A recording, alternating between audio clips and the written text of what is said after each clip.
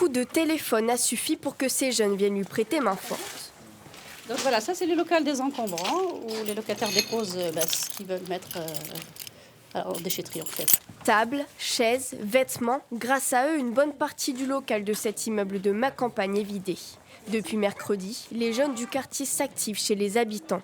Le but, récolter et vendre des objets pour financer un séjour au ski. Ça nous débarrasse, ça nous évite d'aller à la déchetterie exprès pour ça et en plus ça va resservir, donc c'est très bien comme ça. Et pour eux, si c'est leur action pour financer un projet, c'est encore mieux. Ces encombrants finissent leur route ici, où la brocante se prépare.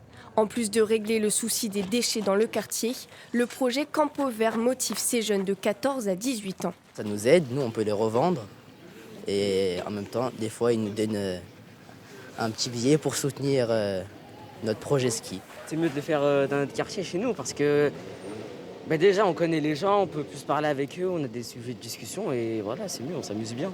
Et même en vacances, ils enchaînent les visites. Bonjour. C'est chez vous pour récupérer les affaires? Et repartent bien souvent les mains pleines.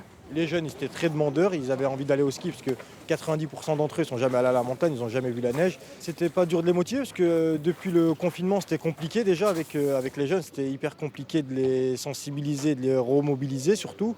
Et là, depuis quelques temps, avec la réouverture des centres sociaux, on arrive à capter leur attention. La vente a permis de récolter 500 €. Le budget fixé de 6 000 € n'est pas atteint, mais la ville d'Angoulême s'engage à financer une partie du voyage.